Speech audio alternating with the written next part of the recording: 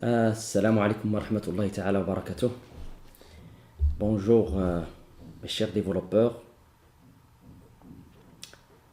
Alors suite à l'ensemble des présentations qu'on avait fait pour les VC, et aujourd'hui on va voir une partie qui va traiter la validation des formulaires. Alors, tout d'abord, c'est quoi Alors, cette validation, on va la voir avec deux manières, soit avec la validation côté serveur et la validation côté client. On va voir la différence entre ces deux. Mais avant d'entamer ça, on doit parler un peu sur la notion des formulaires. Alors, les formulaires, c'est une notion qui est intégrée dans les pages HTML.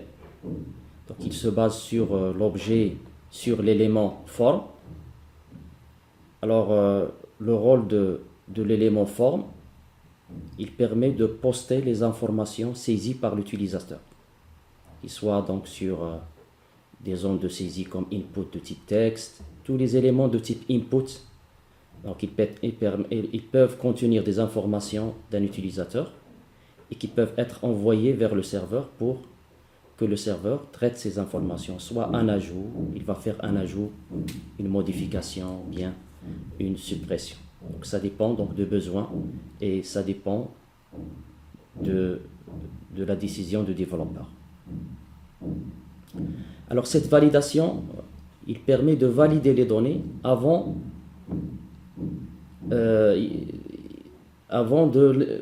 d'envoyer les informations vers une base de données, par exemple. Si, par exemple, je veux enregistrer les informations d'un employé, ce qu'on va voir tout de suite. Regardez, si je passe à cette situation, donc j'ai ce tableau-là qui contient donc une table qui contient les informations d'un employé, le nom, prénom, le CIN, date de naissance et l'email. Et j'ai ce formulaire. Voilà, j'ai un formulaire que je l'avais préparé. Donc ce formulaire-là, je peux, donc si je passe ici sur la table, ici que j'ai ici, donc il ne contient aucune ligne. Quand je mets create, les informations elles sont envoyées vers la base de données quand j'exécute. Voilà une ligne qui a été ajoutée avec les valeurs nul de nom, prénom, CIN, date de naissance et email. Donc, on avait fait l'ajout sans aucun contrôle. Ici, j'ai envoyé les informations d'un employé avec les noms, prénom, CIN, date de naissance et email nul. Alors, pour remédier, donc ça, c'est pas bon d'avoir un employé qui n'a pas d'informations et qui est envoyé vers la base de données. Donc, on doit ajouter des barrières qui vont contrôler les données. C'est ça, donc le but de la leçon d'aujourd'hui. On va voir d'ajouter donc des contrôles au niveau de formulaire avant même de poster les informations. Ça, il va être traité ce qu'on appelle contrôle client-side, donc côté client, avant même de passer à notre serveur web, c'est-à-dire à notre contrôleur avec les fichiers jQuery et les fichiers JS de validation. Donc ça va épargner beaucoup de travail. Donc avant de poster le formulaire, il va être bloqué tant qu'il reste des champs qui ne sont pas valides. Ça c'est côté client. Il y a un autre moyen de faire le contrôle de données côté serveur, c'est-à-dire que les données ils vont être envoyées vers le contrôleur, c'est-à-dire vers l'action du contrôleur. Il va vérifier les données. S'il trouve donc une donnée qui ne respecte pas une règle de validation, donc il va bloquer, il ne va pas lancer le processus d'ajout ou bien de modification vers la base de données. Donc c'est ça ce qu'on va voir aujourd'hui, Inch'Allah Rahman Rahim. Alors maintenant, on va créer un nouveau projet. Bien sûr, on va ajouter le contrôleur, le modèle et la vue nécessaire pour créer donc ce formulaire-là. Et après, on va passer à faire la validation. Dans un premier temps, on va faire la validation côté serveur. Quand on achève la validation côté serveur, on va voir comment effectuer une validation côté client qui va être, bien sûr, qui va optimiser donc le travail en utilisant donc le jQuery et les fichiers JS nécessaires de validation fournis par MVC ASP.NET. Donc on démarre. Donc je vais utiliser cette table pour le cours.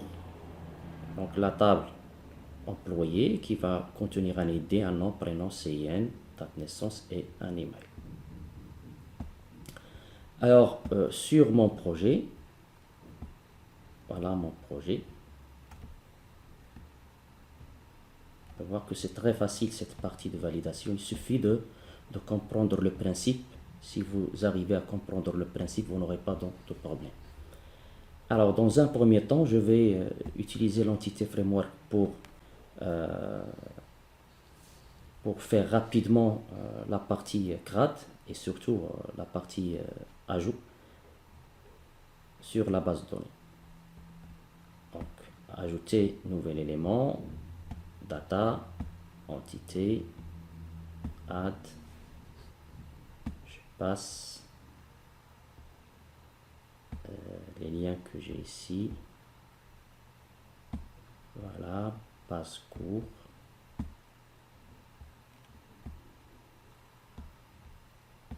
Voilà, je travaille simplement, je vais utiliser la table employée. Voilà, donc mon modèle. C'est parfait. Alors, je passe ici, je vais créer un contrôleur. Alors, contrôleur, add, new item. Pardon, ici, cancel, add. Déjà, j'ai contrôleur ici. Donc, employé.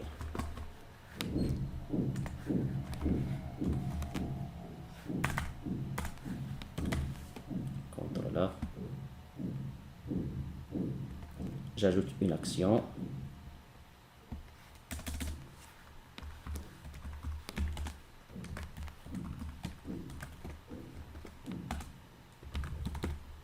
Add employé.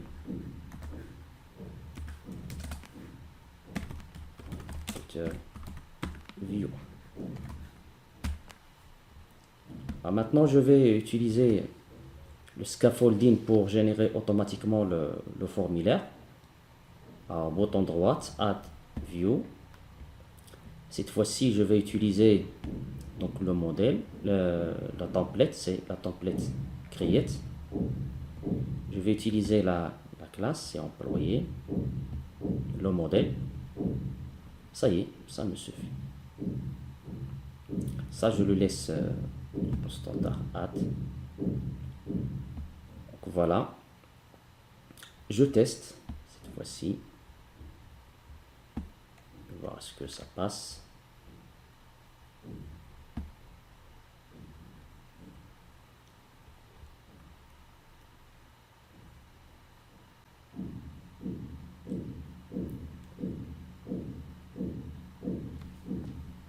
Voilà, donc j'ai mon formulaire, il est là.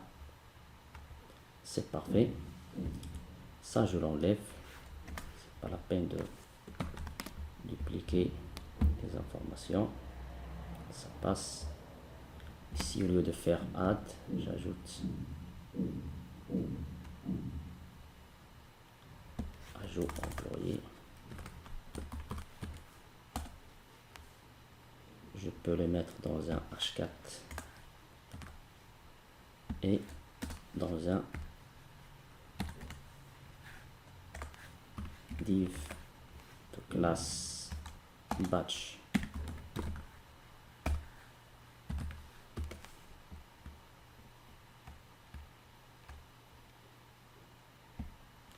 J'ajoute un style ici. 8, 70% si vous voulez, ou bien 60%.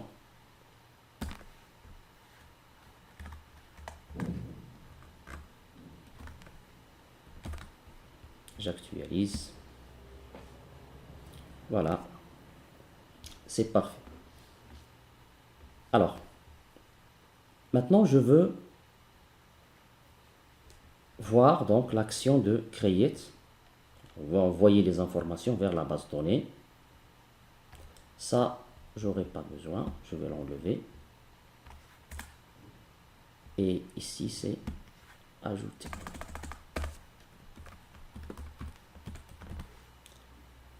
Alors, pour ceux qui n'ont pas vu l'ancienne présentation qui concerne les helpers, donc je vous conseille vivement de la revoir, puis revenir à cette présentation, parce que ici, ce formulaire qui était généré automatiquement par scaffolding, donc il se base sur les helpers, et ça était très bien détaillé dans la séance précédente, qui est partie 5, je crois. Oui, partie 5, c'est ça. Alors, intitulé Helpers et Annotation. Voilà. Donc, ici, je vais expliquer donc, le formulaire qui était... Alors, la première chose à vérifier, donc le premier élément généré par le scaffolding, donc il a ajouté donc le Aerobus modèle. Ça veut dire que ici je spécifie le modèle de la vue. Alors les propriétés, donc on a ici un lien typé, donc des informations du modèle avec les helpers typés ici. Donc on avait déjà, donc je vous conseille vivement de revoir donc la séance partie 5 des helpers. Donc vous allez voir que les helpers que j'ai ici contiennent l'élément fort, c'est-à-dire que ils vont être relatifs aux éléments de modèle du modèle. Alors le modèle ici c'est employé, donc ici donc c'est modèle.nom, donc ce sont des colonnes du modèle. Ça y est, c'est bon. Tous, on a ici donc des helpers typés, donc fortement typés avec le modèle. Et le nom, le prénom, et ainsi de suite, il provient du modèle. C'est bon. Alors pour le validation summary, donc par défaut il est à true. Si vous le mettiez à false, je vous donne donc le soin pour le vérifier. Donc vous mettiez ici à false et vous allez voir que vous allez voir un view summary qui va être ajouté à cet emplacement, qui va regrouper tous les messages d'erreur et les afficher donc dans le viewback. Voilà, c'est très bien. Donc, et on continue donc le reste des éléments qui sont introduits ici. Ici, donc, ici on a using HTML begin form, c'est-à-dire que ici tout ce qui est entre les accolades il va être donc posté. Alors qu'on avait dit que ce helper il se transforme en élément form. Alors si je spécifie rien ici, donc il va me renvoyer vers l'action qui va être dans le form. Action, va le renvoyer vers cette action de contrôleur employé. Si je n'ai rien spécifié, et le form, la méthode action méthode, ça sera post. Okay. Donc, ça vous pouvez donc le renseigner directement. Vous mettez ici donc votre action c'est add employé, et puis vous allez renseigner le contrôleur c'est employé, puis vous pouvez renseigner le form mode méthode c'est post. Donc je vais avoir donc le même résultat. Alors, il y a ici avant de faire l'exécution, je vais faire une inspection ici. Alors ça je veux pas. On voit la forme ici, donc ça c'est, je vais voir l'ouverture de formulaire. Vous voyez, donc formulaire, action, employé, add employé, donc méthode post. Maintenant si j'actualise avec le changement que j'ai fait, j'aurai les mêmes résultats. Vous voyez, c'est la méthode POST. C'est parfait. Donc, ici, c'est pour formulaire. Ça, c'est pour vérifier, c'est pour la sécurité de notre formulaire, pour éviter, c'est-à-dire l'accès à ce formulaire via d'autres. Ça, il permet d'ajouter un token pour vérifier la sécurité et l'authenticité de l'utilisateur. Ça, on va le voir plus en détail. Alors, cette instruction, il génère donc un token ici qui fait la vérification. Donc, le voilà. Voilà. Donc, il génère donc un élément de type input hidden qui génère donc une clé pour faire la vérification d'authenticité de l'utilisateur du formulaire, pour ne pas avoir des cross-plateformes, des utilisateurs qui viennent à partir de notre système. Donc ça, c'est pour faire donc la vérification. Okay? Ça, on va le voir, Inch'Allah Rahman Rahim. Donc ici, c'est... Alors, HTML Validation Summary, c'est pour afficher les messages de validation. Si je mets false, donc il va afficher les messages. Et ça, vous le connaissez, label for, donc il va m'afficher label pour le nom. Editor for, donc il va m'afficher donc un input. Et validation message for, donc il va m'envoyer donc les messages de validation si le champ n'est pas valide. Donc, ce que j'ai ici pour le nom, il est dupliqué pour le prénom, il est dupliqué pour le CIN, et il est dupliqué pour la date naissance. Toujours, vous avez label for, editor for, validation message for. Maintenant, je vais passer à mon contrôleur et je veux ajouter l'action d'ajout d'un employé. Alors, il y a des si. Pour faire l'ajout, donc, je dois récupérer l'information avec POST. Donc, ça, c'est par défaut, c'est l'appel de formulaire pour premier chargement de formulaire, premier appel, donc c'est avec GET. Et pour exécuter l'action après que le client clique sur ajouter, je dois exécuter la même action mais avec HTTP POST, c'est-à-dire qu'il y a un POST au niveau de formulaire. Donc, au premier chargement, c'est cette action qui va être exécutée. Et quand on clique sur le bouton Ajoute, qui est de type Submit, donc on va rediriger vers cette action. Alors, regardez, il y a ici une erreur parce que les deux méthodes, ils ont le même nom, mais ils ont la même signature. Alors, en général, ils ne doivent pas avoir la même signature. Alors, quand on fait un poste, on récupère quoi? On récupère un employé. Donc, on a employé qui a été renseigné par l'utilisateur. Donc, je le récupère ici par signature. Voilà, donc return view. C'est bon. Ici, je ne vais pas faire de contrôle pour le moment.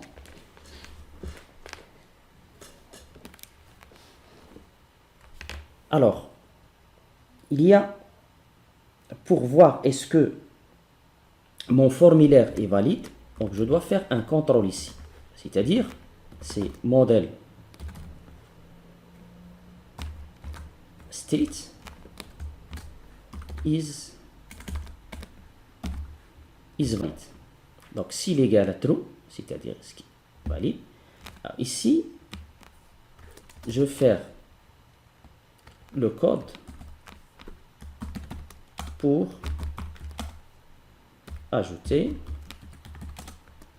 l'employé dans la base de données. Ça y est, c'est parfait.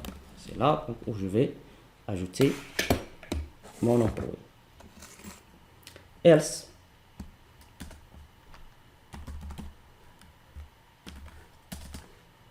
alors else en général, ça veut dire que j'ai quelque chose qui ne va pas. J'ai des champs qui ne sont pas valides. Donc, il me retourne la vue, mais avec l'employé que j'ai renseigné pour garder les informations de l'employé qu'on avait renseigné. Donc, je peux le faire ici. Alors, ici, quand je fais le code pour l'envoi vers la base de données, je peux rester sur la même vue, ou je peux faire une redirection vers une autre action. Par exemple, la liste des étudiants, la liste des employés, ainsi de suite.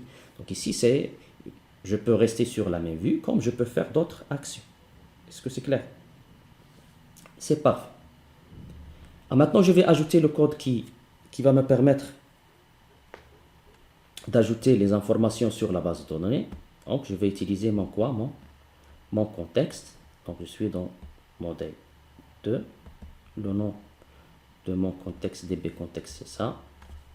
Je ferme ça. Et ici, contexte égale new. Voilà. C'est ça. Et qu'est-ce que je vais avoir? Contexte. Point. Employees. At l'employé envoyé par le client.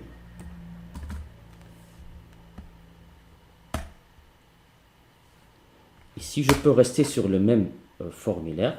Donc, util view. Donc, je reste sur la même vue. Ça y est.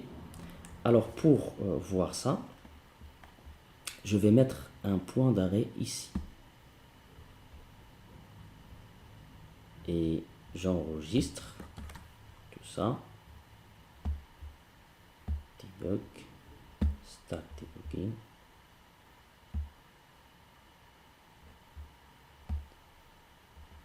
Voilà.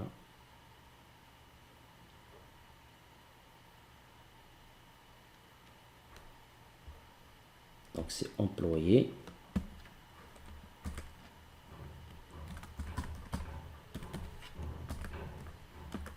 Add.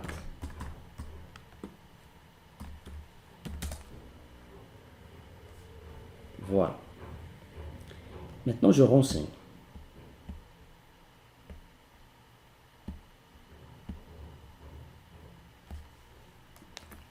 AB 1, 2, 3, 4. Date naissance, je mets une date quelconque. Et un email ici qui n'est pas valide. Alors quand je clique sur ajouter. Regardez, j'ai passé, regardez ici, donc le debugger il a passé à cette action qui est décorée par HTTP. Donc il n'a pas passé à cette action parce que cette action il se déclenche après un post. Est-ce que c'est clair? Après un post. Alors regardez le framework MVC, qu'est-ce qu'il fait? Alors les informations qui sont ici, vous pouvez donc les récupérer ici. Ils sont récupérables ici. Voilà, toutes les informations que j'avais saisies, ils sont là. Ils sont ici. Tout ce que j'ai ici, je l'ai récupéré. Donc, ça fait, c'est bon. Donc, si je continue, donc, le modèle, il est valide. Alors, il n'est pas valide. J'ai mis n'importe quoi dans les mails. Il y a beaucoup d'informations. Par exemple, ici, pour les mails, ça va causer... C'est pas valide. Mais j'ai pas encore ajouté donc les contrôles de validation. Voilà. Voilà. Donc, il a ajouté sur la base de données. Qu'est-ce qu'il me faut ici? Je dois faire ici comme ça. Qu'est-ce qu'il me faut ici? Contexte. Save change. Donc, F10.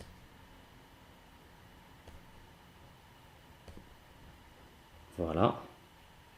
Quand je passe ici, voilà, il est ajouté dans la base de données. C'est parfait, le processus, il fonctionne bien. pas de problème. C'est bon. J'espère que vous avez bien compris le principe. Alors maintenant, je veux valider mes champs qui sont ici. Alors comment faire donc la validation? Revenons au cours. On commence tout d'abord par server-side. Alors on va utiliser donc les annotations. Alors les annotations, ce sont des annotations que vous allez les rajouter sur votre modèle. Ok? Alors les annotations, ce sont des décorations qu'on met dans la classe modèle pour contrôler les données relatives au modèle au moment de l'ajout ou au moment de l'édition quand vous voulez ajouter ou bien modifier. Alors ici, s'il y a une validation, un champ qui ne respecte pas une règle de validation, donc ce helper HTML validation message for, donc il va afficher le message de validation relatif à une colonne précise. Par exemple, ici, c'est la colonne non. Alors maintenant, on va voir un peu en détail les annotations. Alors la première annotation, c'est required, donc c'est la validation, c'est-à-dire que le champ, il est obligatoire. Si je mets required au-dessus de la colonne non, donc c'est-à-dire que le prénom, il est obligatoire. Data type, c'est pour vérifier le type de données qui a été envoyé. Donc pour spécifier le type du modèle. Ici, par exemple, data type texte, ou bien data type date, et ainsi de suite. Range, si vous voulez spécifier un intervalle entre deux valeurs. Il y a string length pour spécifier la longueur max, ici seulement max, d'une chaîne. Max, c'est la même chose ici, encore pour spécifier le max d'une chaîne. Et ici, display pour spécifier le nom de propriété dans la vue. Alors ça, c'est pour afficher dans le label ici,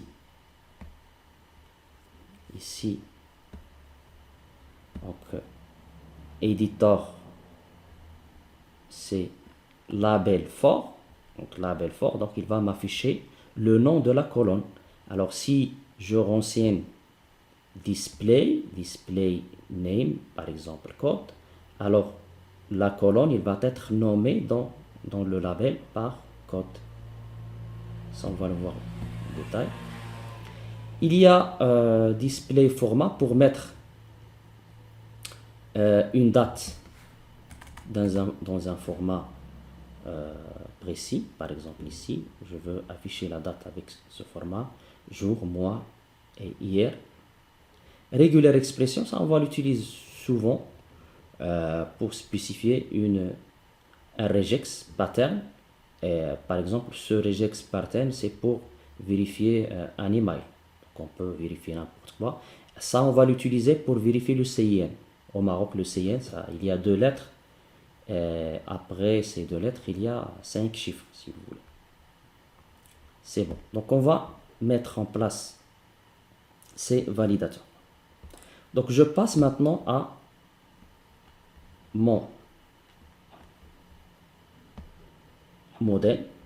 Alors, le modèle que j'ai ici, c'est pas par défaut dans modèle, c'est parce que j'ai utilisé le modèle de l'entité framework. Voilà, donc mon modèle. Alors maintenant, ce ID là, je veux qu'il soit... Alors, là, on va se mettre d'accord sur une chose. Alors, pour chaque colonne, les annotations de validation vont être au-dessus de la colonne. Donc, je peux avoir pour ID plusieurs règles de validation au-dessus. Alors, pour ajouter une règle de validation, il suffit d'ajouter des crochets et vous spécifiez le validateur que vous voulez. Alors, on va commencer tout d'abord par required.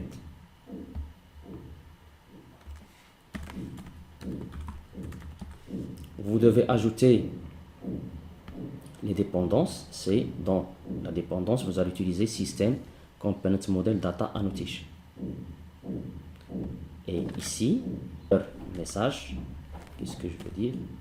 Donc le ID est obligatoire. Alors ici, je ne vais pas rendre le ID obligatoire. Pourquoi? Parce que il est identité, je l'avais créé ici dans la base de données ID et les identités. Donc c'est pas la peine de le renseigner au niveau de formulaire. Donc ça, je ne vais pas le mettre ici. Donc required, je vais la mettre pour le nom. Donc ici, qu'est-ce que je vais dire? Le nom est obligatoire.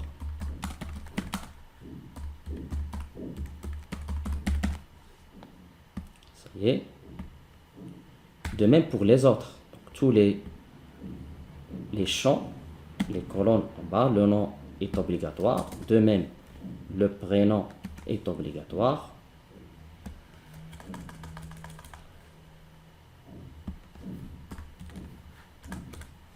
De même, le CN est obligatoire.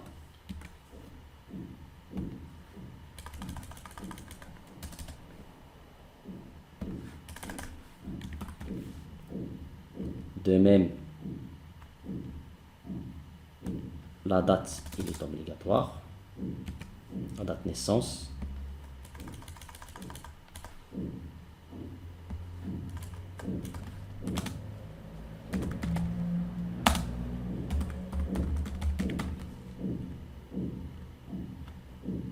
Et de même, l'email, elle est obligatoire.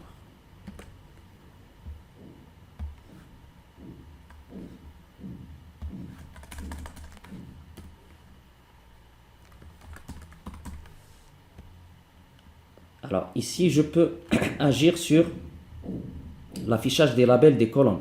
Maintenant, je ne veux pas afficher le ID dans le formulaire, mais je vais afficher le code. Donc c'est display.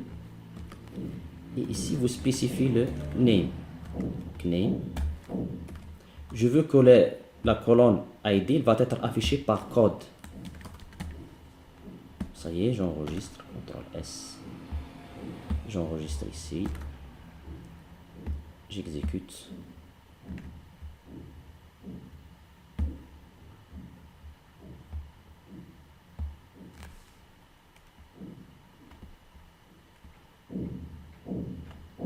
Regardez maintenant si je fais ajouter, j'ai les messages qui s'affichent ici. Et quand je mets un point d'arrêt ici, point d'arrêt au niveau de l'action que j'ai ici, je fais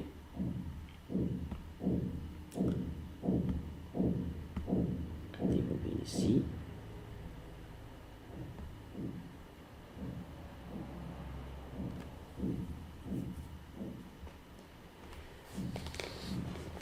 Quand je fais ajouter, je passe ici dans add employé qui est décoré par poste. Donc j'ai passé directement à else. Donc il n'a pas fait l'ajout dans la base de données. Donc il n'a pas fait l'ajout dans la base de données. J'ai passé à else. Et else, qu'est-ce qu'elle va me faire? Elle va me renvoyer vers la vue. Alors, quand je passe à la base de données, il n'y a pas d'ajout d'aucune information. C'est parfait.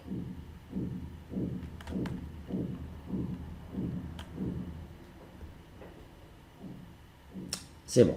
Donc j'arrête ça. Alors maintenant, je vais ajouter d'autres validateurs. Donc on va voir donc d'autres validateurs. Maintenant je vais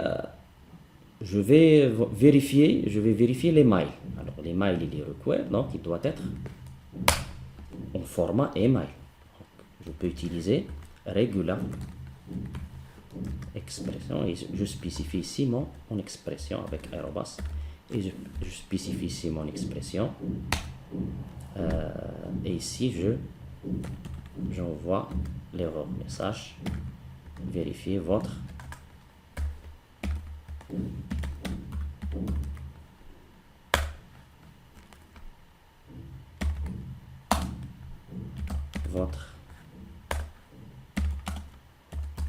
email. L'expression, je l'ai déjà ici. Je ne vais pas me casser la tête à la réinventer. Elle existe, donc je vais prendre l'expression.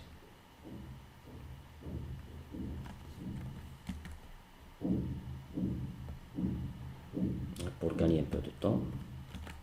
Voilà mon expression. Et ici, je vais enlever ça. Alors, pour le CIN, alors je veux que le CIN, alors il est obligatoire, plus il doit vérifier donc une regular expression. Donc, regular expression. Je veux que mon email doit commencer par deux lettres, donc deux lettres suivies par 4 chiffres. Donc les lettres, on les caractérise par W, les chiffres par D. 4 chiffres. Donc s'il ne respecte pas la règle, donc j'envoie l'erreur message ici. Le CIN n'est pas valide. C'est parfait. Alors qu'est-ce qu'il me reste ici? Donc pour les mails c'est OK. Il me reste la date naissance. Alors la date naissance, je peux utiliser le data type. Data type. Donc pour la date, je peux utiliser data type.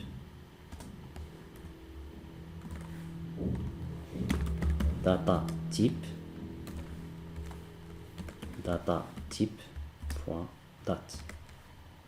Donc s'il ne vérifie pas le format date, j'envoie le message. La date n'est pas valide. Voilà.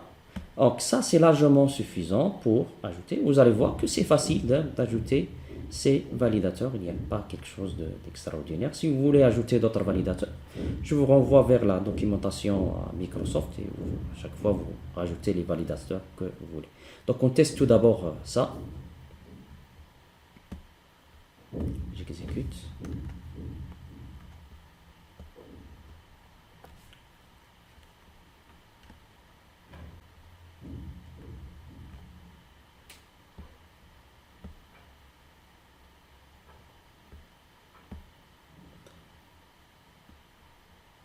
Voilà. Quand je fais ajouter, voilà, c'est pour l'obligation des champs.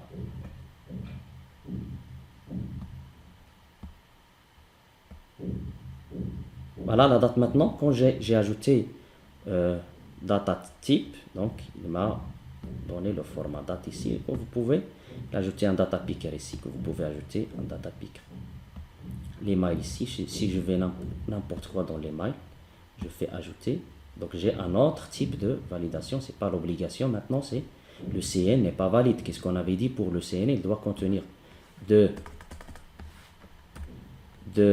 lettres et qu'est-ce que j'ai ajouté ici pour le CN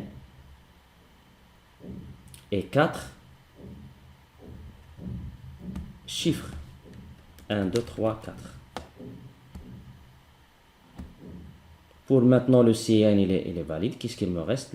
L'email n'est pas valide parce que il ne respecte pas le format de l'email.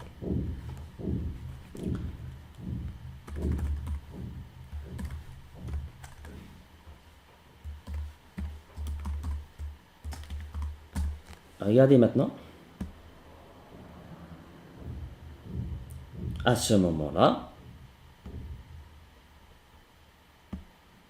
l'information elle est postée.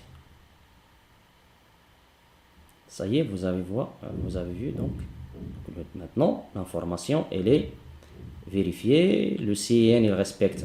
Alors, avant d'ajouter la validation, on avait ajouté un email qui n'est pas valide. Mais après la validation, les informations elles sont restées donc au niveau de formulaire, c'est-à-dire qu'on n'a pas entré dans ce bloc de isValid. Donc toujours on passe dans le bloc else. Alors à quel moment j'entre dans le bloc isValid pour passer les informations vers la base de données? Au moment que tous les champs sont valides. Est-ce que c'est clair? C'est bon, c'est parfait. Donc j'aimerais bien ajouter d'autres validateurs ici.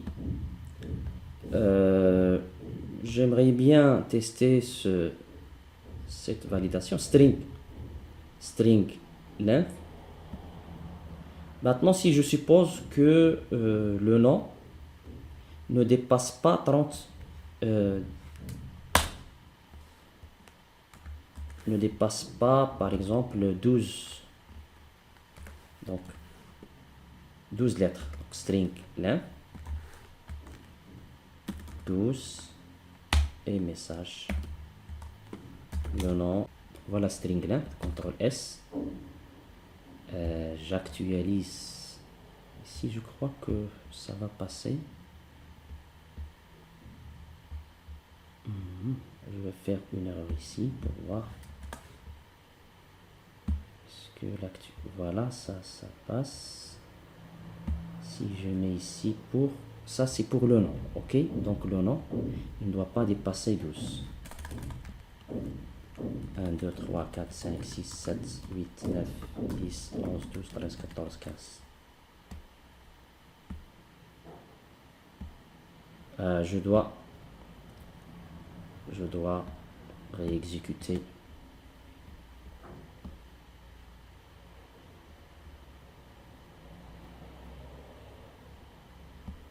Pour voir est-ce que ça fonctionne.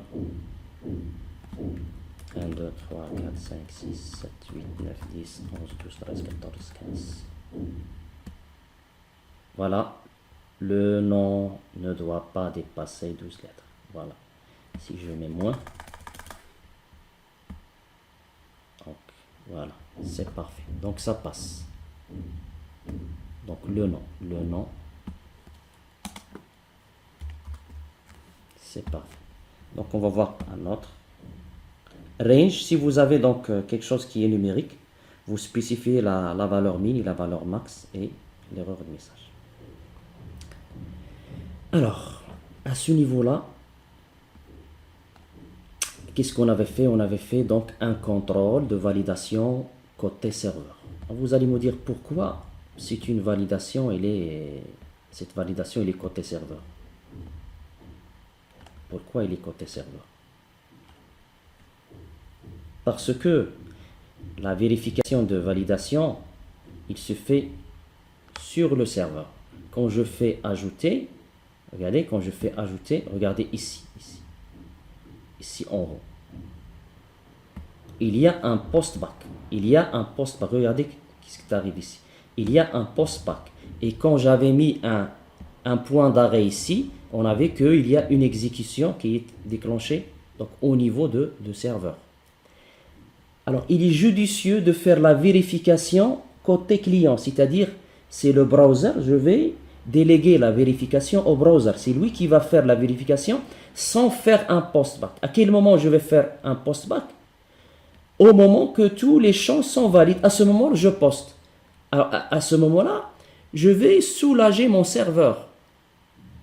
Donc, le grand travail se fait ici.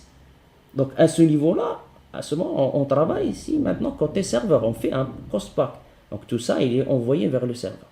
Alors, maintenant, je vais faire, cette fois-ci, une validation côté client. C'est client-side.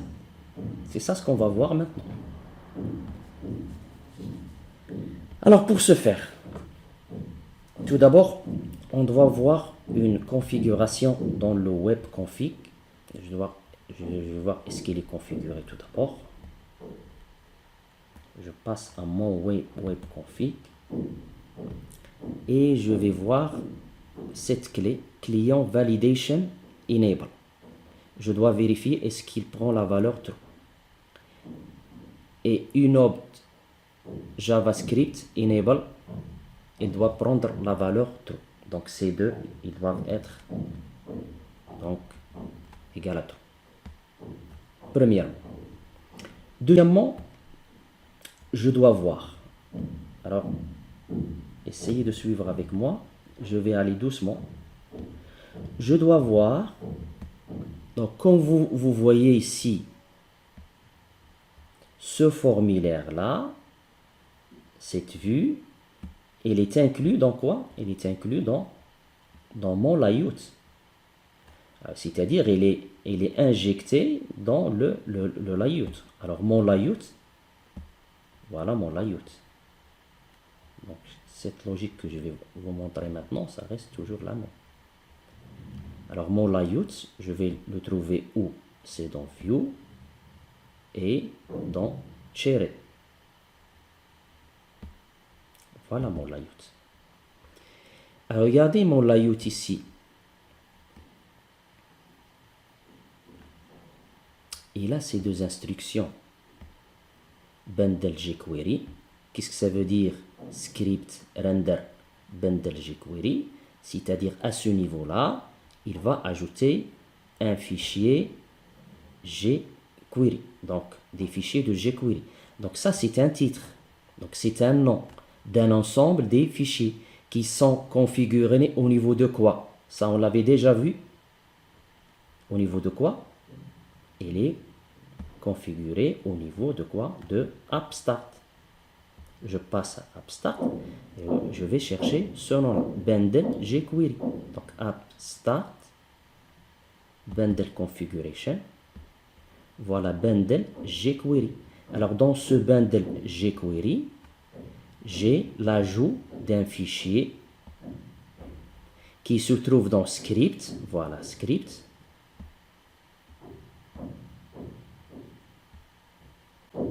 Qui va prendre le nom jQuery, ici la version quelconque, voilà, et JS, c'est-à-dire c'est celui-là, ce fichier-là.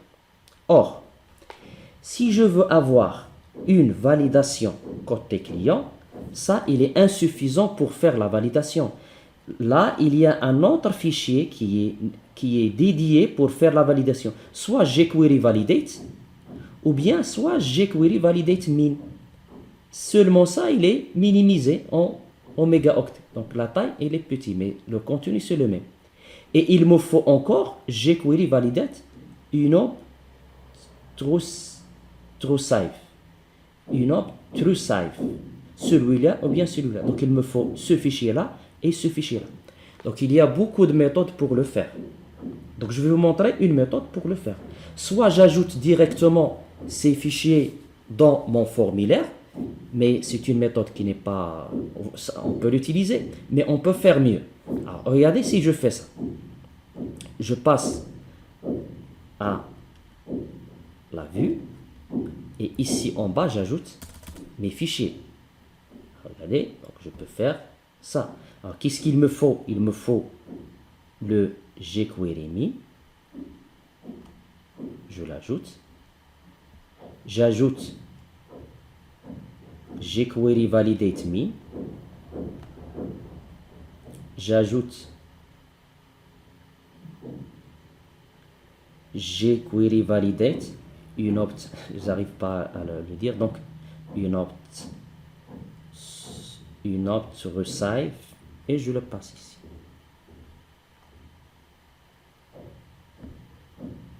Ok, alors maintenant j'enregistre, j'exécute.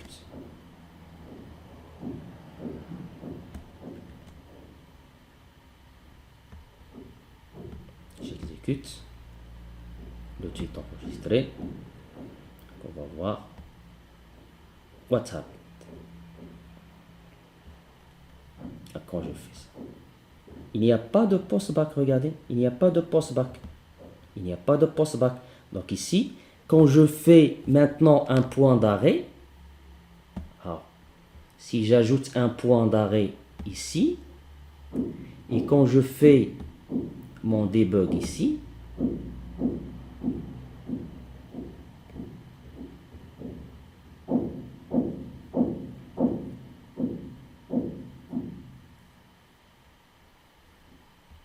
Donc c'est quoi? C'est employé. Employé. Quand je clique sur ajouter, donc le debug n'a pas accédé à l'action qu'on a ici. Donc, il n'a pas envoyé de requête vers la base de données, vers le serveur. Regardez, je ne suis pas là, même si je passe avec F10, je ne suis pas là, donc je suis encore là. Il n'y avait pas de déclenchement d'un post back vers le serveur. Ça, c'est très important, donc ça va optimiser. Et de plus, vous pouvez faire la vérification à chaud. Donc, si je mets par exemple un nom ici, voilà, il passe, mais si j'ajoute, automatiquement, regardez, automatiquement, il a détecté qu'on avait dépassé 12. Ok, regardez, automatiquement, le prénom, si je fais n'importe quoi, automatiquement, donc directement, le message s'en va. Alors le CIN, donc si je mets donc le CIN A, P, donc n'est pas valide, à quel moment il sera valide? Voilà, il est valide maintenant. Je fais n'importe quel. Voilà, maintenant valide. La date est obligatoire. Voilà, directement. Donc il s'en va. L'email. Hein? Vérifiez votre email. Quand je mets un email valide, donc j'aurai donc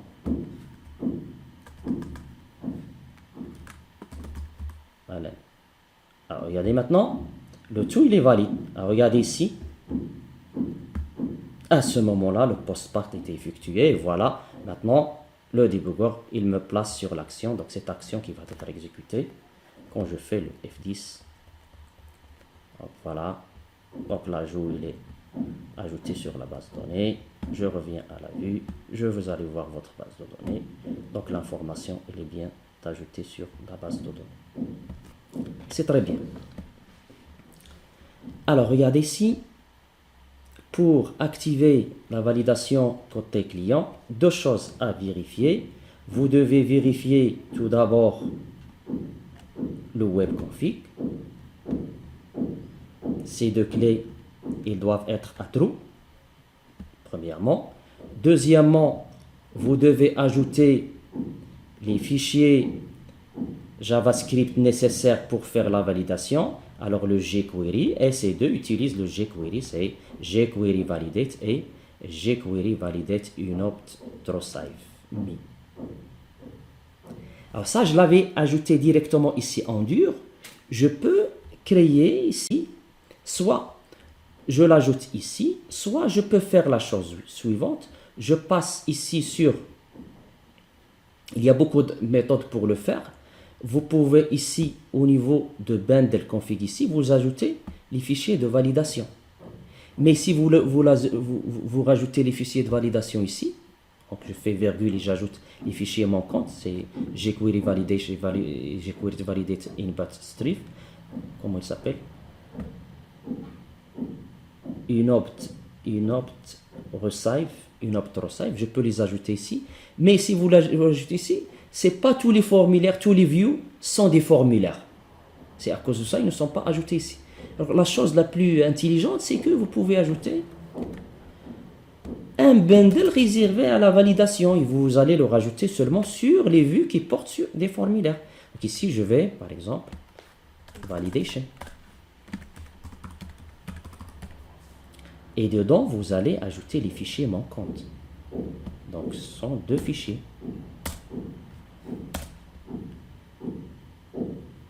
Donc, copier.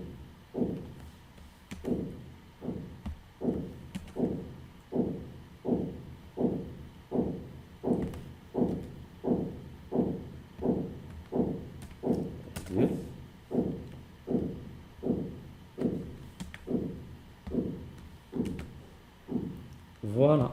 Alors le premier, il s'appelle quoi? C'est ça. Validation mean. CTRL C. Je vais le mettre ici. Le deuxième, il s'appelle quoi? Ça. rename, CTRL C, je le mets ici. Ça y est, voilà le nom que j'ai ici. Donc, je passe sur mon formulaire. Au lieu de faire ça, je vais le mettre en commentaire. J'ajoute script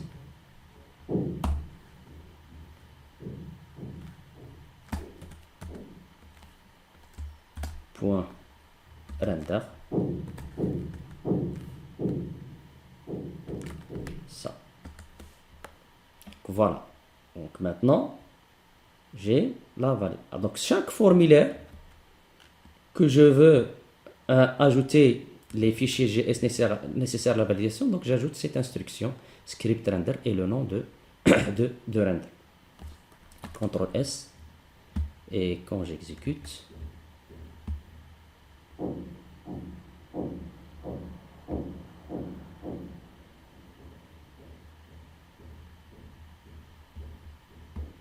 alors toujours côté client pour vérifier, ça passe. Donc regardez, il n'y a pas de post-back. C'est parfait. Si je mets un CIN qui n'est pas valide, les mails, si je mets donc un email qui n'est pas valide, donc ça vérifie côté client. Donc j'aimerais bien que vous avez bien assimilé cette partie de validation qui est très importante. Si vous avez bien assimilé le principe, vous allez voir que c'est très facile. Il suffit donc de comprendre le principe, comment ça fonctionne. Alors, أتمنى لكم التوفيق وإلى اللقاء في الفرصة القادمة إن شاء الله. Donc la séance prochaine, on va traiter la manipulation des images, comment afficher des images, comment faire un upload des images et d'enregistrer donc des images sur donc des dossiers liés à notre dossier de notre site qui se trouve sur le serveur. Et après, on va entamer la réalisation du projet global. Alors, avant de faire ça, je dois ajouter d'autres notions. C'est la notion de pagination, qui est la pagination des tables. Et puis, on va voir la manipulation des pop-up, les formulaires pop-up. Donc, إلى اللقاء إن شاء الله الرحمن الرحيم في فرصة قادمة.